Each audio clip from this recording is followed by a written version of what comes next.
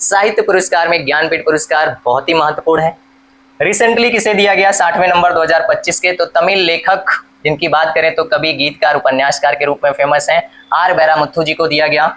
2024 की बात कर लेते हैं तो हिंदी साहित्यकार विनोद कुमार शुक्ल जी को दिया गया। 2023 की बात कर लेते हैं तो संयुक्त रूप से उर्दू कवि गुलजार जी को और संस्कृत विद्वान जगत गुरु रामभद्राचार्य जी को दिया गया। और 2022 की बात कर लेते हैं तो कोंकणी उपन्यासकार दामोदर मौजो जी को दिया गया था। ये सब प्रैक्टिस सेट में मिलेगा आपको। 2021 की बात करते हैं तो असमिया कवि नीलमणि फुक्कन जी को दिया गया। जय हिंद मेरे प्यारे बच्चों, कैसे हैं? मुझे उम्मीद है कि स्वस्थ और मस्त होंगे। बहुत दिन से आप लोगों के कमेंट आ रहे थे सर लेक्चर नहीं आ रहे हैं, तो चलिए शुरुआत करते हैं। कुछ रीजंस के कारण आपको अब तक लेक्चर नहीं मिल पा रहे थे। आज का हमारा टॉपिक होगा साहित्य संबंधित पुरस्कार जो महत्वपूर्ण है, ज्ञानपीठ पुरस्कार। तो देखिए, जो साहित्य संबंधित पुरस्कार है मेरे प्यारे बच्चों, क्या क्या पढ़ना रहता है। अगर हम साहित्य की बात कर लेते हैं, साहित्य पुरस्कार में तो इसमें सबसे बड़ा जो पुरस्कार है वो ज्ञानपीठ है, जिनको हम आज आपको पढ़ाएंगे। इसके अलावा व्यास है, सरस्वती है, जो महत्वपूर्ण है उनको लिख रहा हूं, साहित्य अकादमी है,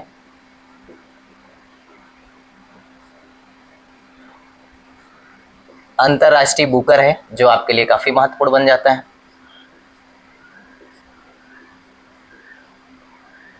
और बुकर प्राइज है। अगर इन बिंदुओं को हम देख लेते हैं तो लगभग ऑलमोस्ट आपके एग्जाम में बनने वाले जो प्रश्न है वो इन्हीं बिंदुओं से पूछे जाते हैं। और भी बहुत सारे हैं, लेकिन जो महत्वपूर्ण है क्योंकि एग्जाम आपके पास में, इसको ध्यान में रखकर पढ़ते हैं। बाकी अब शुरुआत हो चुकी है तो आगे भी पढ़ते ही रहेंगे। आज पहला टॉपिक ज्ञानपीठ लेते हैं।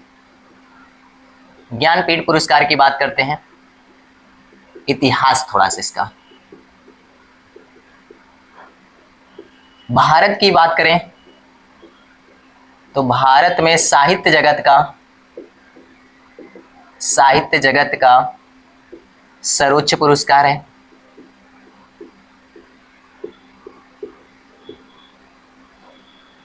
पुरस्कार की शुरुआत किसने करी? तो प्रख्यात एक इंडस्ट्रियल यानी उद्योगपति थे जिनका नाम शांति प्रसाद जैन था। शांति प्रसाद जैन द्वारा इस पुरस्कार की शुरुआत किस क्षेत्र में की गई? सांस्कृतिक एवं साहित्यिक जगत या संस्था जिसका नाम है ज्ञानपीठ फाउंडेशन द्वारा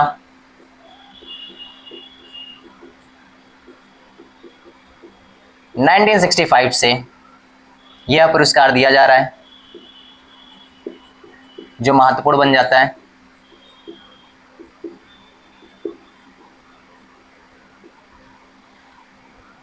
अन्य बिंदुओं की बात करें तो इसमें धनराशि जो है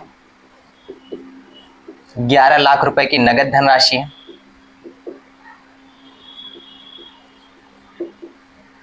अच्छे से नोट करते चलिएगा प्यारे मेरे बच्चों।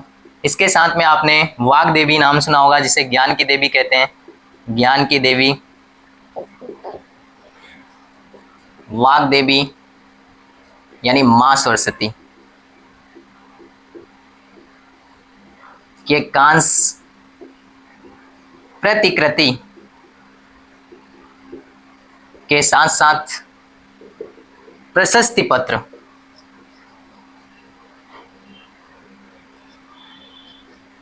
दिया जाता है।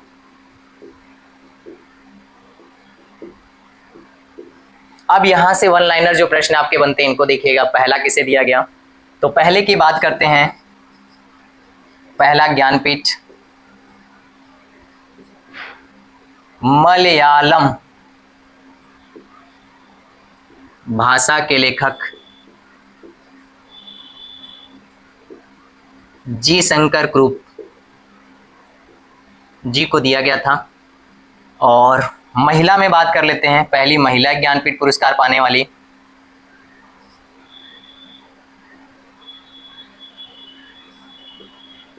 बांग्ला भाषा की लेखिका थी जिनका नाम है आशा पूर्ण देवी, 1976 में। और पहला इसके वजह से 1965 हो जाएगा, तो ये बात आपको ध्यान रखना है कि 1965 में जी शंकर क्रूप जी को दिया गया था। और इनके नाम की बात करते हैं तो आशा पूर्ण देवी जी हैं। आशा पूर्ण देवी हिंदी की बात कर लेते हैं। पहला हिंदी का पुरस्कार आपसे इंपॉर्टेंट पूछा जाता है हिंदी भाषा के लिए। हिंदी भाषा के लिए सुमित्रा नंदन पंत जी का नाम सुना होगा। सुमित्रा नंदन पंत जी का। उस समय जब ये घटना हुई थी दोस्तों, तब ये लाइफ टाइम अचीवमेंट नहीं था। उस समय किसी एक किताब के लिए भारतीय लेखकों को दिया जाता था। यहीं पे भारतीय लेखकों की अगर बात कर लेते तो थोड़ा सा आपको बिंदु को हम पॉइंट आउट करना चाहेंगे कि भारतीय संविधान की अगर हम बात करते हैं तो आप लोगों ने 8वीं अनुसूची के बारे में सुना होगा। भारतीय संविधान की जो 8वीं अनुसूची है उसमें हमारे भारतीय भाषाओं का वर्णन किया गया है। भारतीय भाषाओं की अगर हम बात करते तो मान्यता प्राप्त 22 भारतीय भाषाएं हैं जिनको संविधान में अभी मान्यता दी गई। उन्हीं भाषाओं में से चयनित किसी भारतीय लेखक को प्रत्येक वर्ष या लेखकों को यह पुरस्कार दिया जाता है। तो सुमित्रा नंदन पंत जी की जो आपकी पुस्तक है वो चिदंबरा थी। सुमित्रा नंदन पंत जी की जो पुस्तक है चिदंबरा के लिए दिया गया था, जो काफी महत्वपूर्ण हो जाता है। वैसे किताबों के लिए नहीं, लाइफ टाइम दिया जाता है, इस वजह से किताबों का नाम नहीं जिक्र किया जाता है। और एक अंग्रेजी भाषा का भी अपवाद स्वरूप रहा, क्योंकि भारतीय संविधान में अंग्रेजी भाषा को तो दर्जा दिया नहीं गया, आप सबको भी पता है। फिर मत कहिएगा कि सर आपने क्यों इस बारे में जिक्र किया। इस वजह से जिक्र कर रहे हैं क्योंकि ये महत्वपूर्ण है। अमिताभ घोष जी का नाम सुना होगा आपने। अमिताभ घोष, इनको दिया गया था 2018 में अपवाद स्वरूप अंग्रेजी भाषा के लिए, क्योंकि जो 22 भाषाएं हैं उसमें से अंग्रेजी को शामिल नहीं किया गया।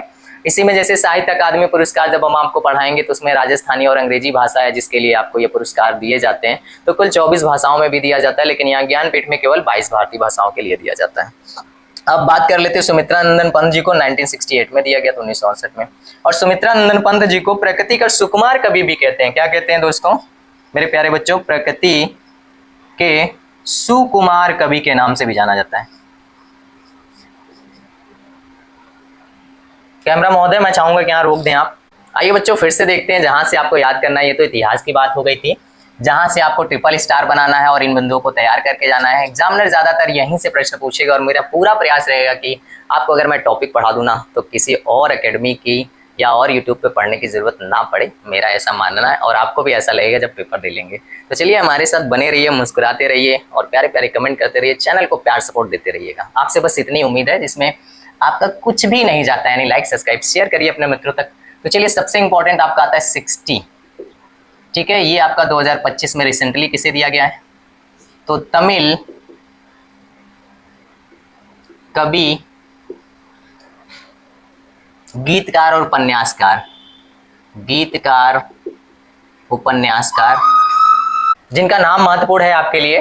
तमिल लेखक हमारे यानी कवि, उपन्यासकार, गीतकार, इनको तीनों उपाधि प्राप्त है। और इनका नाम बात करें तो आर वैरामुथु जी, जिनको ये दिया गया, काफी महत्वपूर्ण हो जाता है। अन्य बिंदुओं पर और चर्चा करते हैं, लगातार पुराने भी आपसे पूछता है।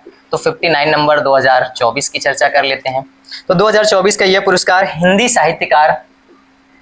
साहित्यकार विनोद कुमार शुक्ल जी को दिया गया, जो इंपॉर्टेंट है आपका।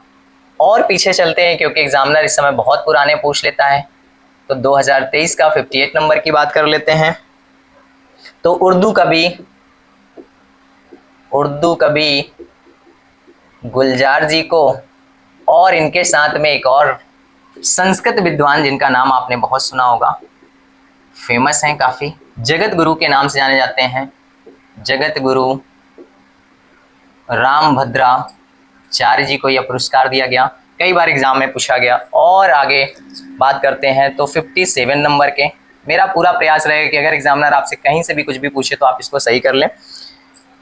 कोंकणी कवि, कोंकणी उपन्यासकार दामोदर माउजो को दिया गया।